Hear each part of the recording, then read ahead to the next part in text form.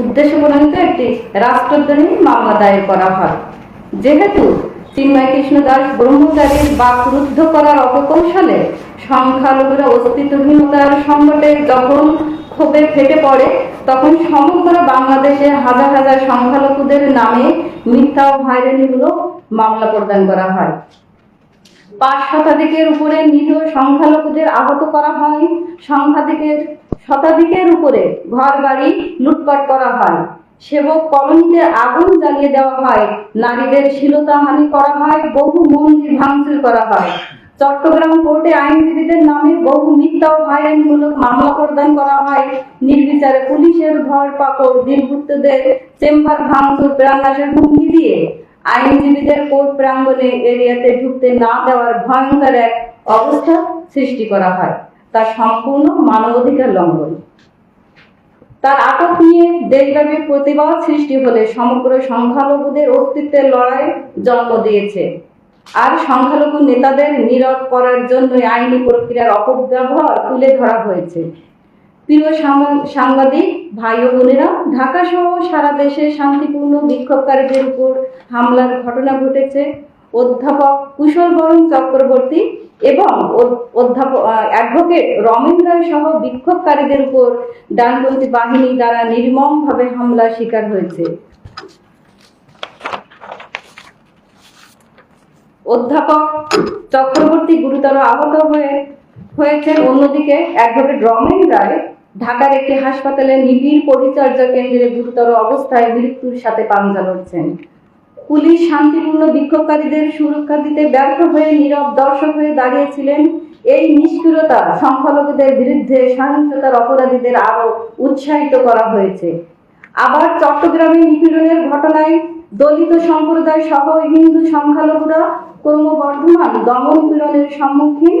500 থেকে 2100 জনের বিরুদ্ধে মিথ্যা মামলা দায়ের করা চরম অর্থনৈতিক ও সামাজিক দুর্দশা দেখা দিয়েছে। প্রিয় সাংবাদিক বন্ধুগণ, কিশোরগঞ্জের করিমগঞ্জে হৃদয় রবি দাসের বিচার বহির্ভূত হত্যার ঘটনাটি অত্যন্ত হৃদয় বিদারক। প্রান্তিক দলিত রবি দাস সম্প্রদায়ের সদস্য হৃদয় রবি দাস একটি মুসলিম মেয়ের সাথে নিছক প্রেমের সম্পর্কের জের ধরে আইন প্রয়োগকারীদের হাতে নিহত হওয়ার অভিযোগ উঠেছে। তার মৃত্যু পদ্ধতিগত বৈষম্য, সহিংসতার প্রতীক। রবি দাস সম্প্রদায়, যারা বাংলাদেশের সবচেয়ে ঝুঁকিপূর্ণ সংখ্যালঘু, এই হত্যাকাণ্ড সামাজিক ও প্রাতিষ্ঠানিক পক্ষপাতকে প্রতিফলিত করে, যা দলিত সংখ্যালঘুদের জীবন ও মর্যাদাকে হুমকির মুখে ফেলেছে। এ ধরনের বিচার বহির্ভূত সহিংসতায় ন্যায় বিচার দাবি করছি। লালমনিরহাট ও রংপুর বিভাগে টার্গেটেড সহিংসতায় ভুক্তভোগীদের বাড়িঘর পুড়িয়ে দেওয়া হয়েছে। বানোয়াট অভিযোগ, সংখ্যালঘুদের নির্বিচারে গ্রেফতার ও হয়রানি করা হচ্ছে। লালমনিরহাট হাতীবান্ধা উপজেলায় মন্দিরের শ্মশানের জায়গাকে কেন্দ্র করে যে অগ্নিসংযোগ ঘটেছে, সেখানে পরবর্তীতে একজনের মৃত্যু হয়। তাদের জমির ধান জোর করে কেটে নিয়ে যায়। প্রশাসনকে অবগত করার পরেও প্রশাসন নীরব ভূমিকা পালন করছেন। গোপালগঞ্জের কোটালীপাড়ায় গত 26শে নভেম্বর 2024 তারিখে শান্তিপূর্ণ আন্দোলন থেকে 8 জনকে পুলিশ থানায় নিয়ে যায় এবং মারধর করে। তাদেরকে ফিরিয়ে আনতে পরবর্তীতে অবস্থান কর্মসূচি করার 7 থেকে 8 ঘন্টা পরে তাদেরকে পুলিশ ছেড়ে দিতে বাধ্য হয়। পরবর্তীতে গত 1 ডিসেম্বর 2024 তারিখে পুলিশ বাদী হয়ে 55 জনের নামে এবং অজ্ঞাতনামা আরো 300 থেকে 400 জনের বিরুদ্ধে হয়রানিমূলক ও মিথ্যা মামলা দায়ের করে। এমত অবস্থায় এলাকায় থমথমে অবস্থা বিরাজ করছে। নীলফামারী জেলার ডোমার থানার নালাপাড়ার বুধ বর্মনকে প্রায় 121 শতাংশ জমির মামলা নিয়ে প্রাণনাশের হুমকি দেওয়া হচ্ছে। এই সম্পত্তিটি দেবত্ব সম্পত্তি, উনি একমাত্র সেবায়ক হিসেবে জীবিত, তাই উনাকে জীবন নাশের হুমকি দেওয়া হচ্ছে। উনি প্রাণের ভয়ে আত্মগোপন করে জীবন কাটাচ্ছেন। ইতোপূর্বে 2 জন সেবায়ককে জবাই করা হয়েছে।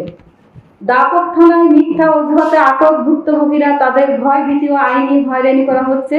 এসব ঘটনায় জাতিসংঘের কাছে আমাদের আবেদন করা হয়েছে, আর তা অবিলম্বে হস্তক্ষেপ এবং ন্যায় বিচারের সাথে চিন্ময় কৃষ্ণ দাস ব্রহ্মচারী সহ মিথ্যা অজুহাতে আটক ব্যক্তিদের অবিলম্বে এবং নিঃশর্ত মুক্তির জন্য উকিল নিয়োগের সুযোগ দেওয়া।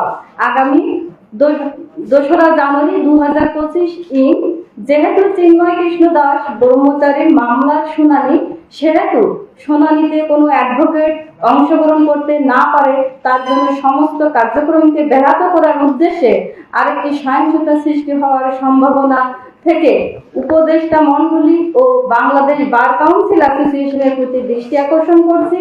আপনারা একটি লিগ্যাল টিম গঠন করে চিন্ময় কৃষ্ণ দাস ব্রহ্মচারীর মামলার শুনানির ব্যবস্থা করুন, যেন উনি আইনগত বিচার থেকে বঞ্চিত না হন। বানোয়াট অভিযোগ বন্ধ করতে এবং সহিংসতা ও হয়রানির সব ঘটনার স্বচ্ছ তদন্ত নিশ্চিত করতে বাংলাদেশ সরকারকে অনুরোধ করছি। আর তাদের মামলা উপস্থাপনকারী ভুক্তভোগীদের এবং বাস্তুচিত্ত সম্প্রদায়, বিশেষ করে চট্টগ্রাম এবং লালমনিরহাটে জরুরি ত্রাণ সরবরাহ ও পুনর্বাসন দেওয়ার ব্যবস্থা করার অনুরোধ জানাচ্ছি।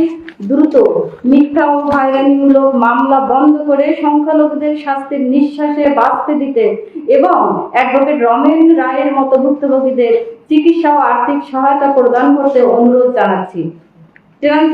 ট্রানজিশনাল জাস্টিস মেকানিজম সংখ্যালঘুদের বিরুদ্ধে কয়েক দশকের নৃশংসতা মোকাবেলায় অন্তর্বর্তীকালীন বিচার ব্যবস্থা প্রতিষ্ঠার জন্য HRCPM এর সাথে অংশীদার, ন্যায় বিচার, জবাবদিহিতা এবং ক্ষতিপূরণ প্রদানের জন্য এটি অপরিহার্য। তাছাড়া একটি জাতিসংঘ মনিটরিং মেকানিজম প্রতিষ্ঠা করতে হবে, আন্তর্জাতিক জবাবদিহিতা নিশ্চিত করে বাংলাদেশের সংখ্যালঘুদের বিরুদ্ধে মানবাধিকার লঙ্ঘন পর্যবেক্ষণ ও রিপোর্ট করার জন্য একটি নিবেদিত জাতিসংঘ সংস্থা তৈরি করুন। তাছাড়া বাংলাদেশ সরকারের সাথে সহযোগিতার জন্য আন্তর্জাতিক মানবাধিকারের নিয়মাবলী মেনে চলার প্রচার এবং ক্ষতিগ্রস্তদের জন্য নিরপেক্ষ আইনি প্রক্রিয়া নিশ্চিত করতে জাতিসংঘ HRCPM এবং বাংলাদেশ সরকারের মধ্যে আলোচনার সুবিধা দিন। প্রিয় সাংবাদিক ভাই ও বোনেরা, আজকে আমরা যে প্রমাণগুলি উপস্থাপন করি তা শুধুমাত্র ব্যক্তিগত যন্ত্রণাই নয়, বাংলাদেশের সংখ্যালঘুদের, বিশেষ করে দলিত রবিদাস সম্প্রদায়ের মতো দুর্বল গোষ্ঠীগুলোর পদ্ধতিগত নিপীড়নের প্রতিফলন করে। এই সহিংসতার নির্বিচারে আটক, বিচার বহির্ভূত হত্যাকাণ্ড এবং ন্যায় বিচার অস্বীকার করা, নির্যাতনের বিরুদ্ধে কনভেনশন সহ আন্তর্জাতিক চুক্তির অধীনে বাংলাদেশের বাধ্যবাধকতাগুলি স্পষ্টভাবে লঙ্ঘন করে। আমরা এই গুরুতর লঙ্ঘনগুলি মোকাবেলা করার জন্য অবিলম্বে এবং নিষ্পত্তিমূলক পদক্ষেপ নেওয়ার জন্য এবং ক্ষতিগ্রস্তদের এবং তাদের সম্প্রদায়কে প্রয়োজনীয় সহায়তা দেওয়ার জন্য বর্তমান সরকারের প্রতি আহ্বান জানাই। প্রমাণস্বরূপ কিছু মামলার সংক্ষিপ্ত বিবরণ দেওয়া হয়েছে।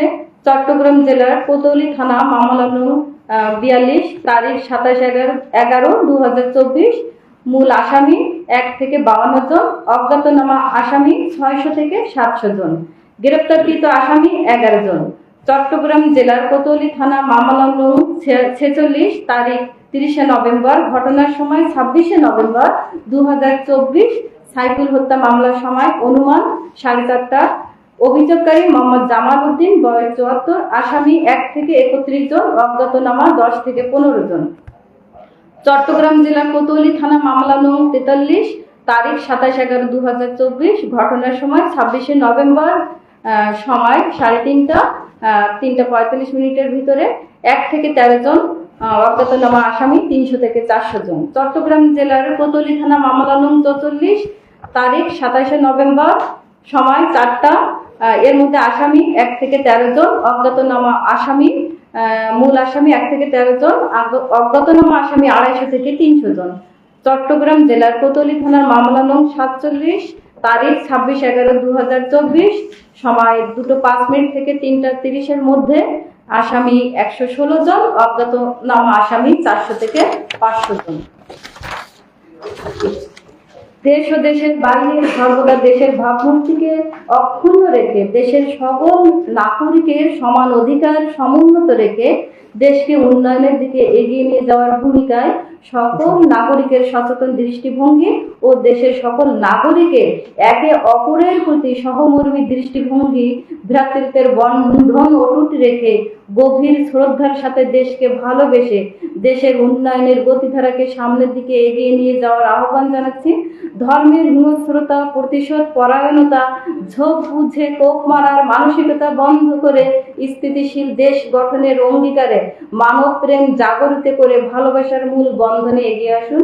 প্রশাসনের স্বচ্ছ নিরপেক্ষ দৃষ্টিভঙ্গি দিয়ে দেশের সকল নাগরিকের প্রতি সমান বিচার ব্যবস্থা বজায় রাখা, সঠিক তদন্ত ছাড়া কোনো মামলা এন্ট্রি না করা, কিছু কিছু ক্ষেত্রে ডিজিটাল প্ল্যাটফর্মের মাধ্যমে কোর্টে শুনানির ব্যবস্থা করা, ইমেইল ও পিটিশনের মাধ্যমে অভিযোগগুলো বিচার বিশ্লেষণ করে আমলে গ্রহণ করা, সংখ্যালঘুদের নিরাপত্তার স্বার্থে গোপনীয়তার সহিত বাংলাদেশের যে কোনো আদালতে বিচারকদের সমান মর্যাদার বিচারিক ক্ষমতা প্রণয়নের ব্যবস্থা করে শুনানির ব্যবস্থা করার অনুরোধ জানাচ্ছি।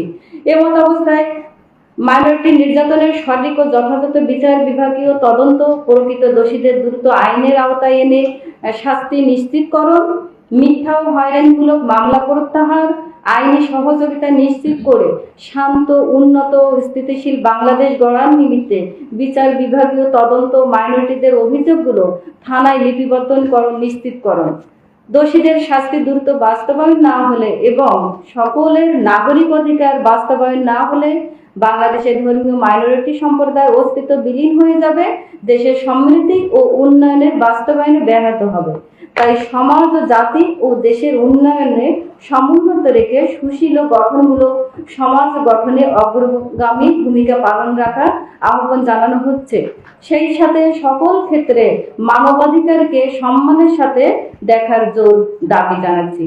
ধন্যবাদ। আমি অ্যাডভোকেট লাকি বাছা, HLCPM বাংলাদেশ চ্যাপ্টারের কনভেনার।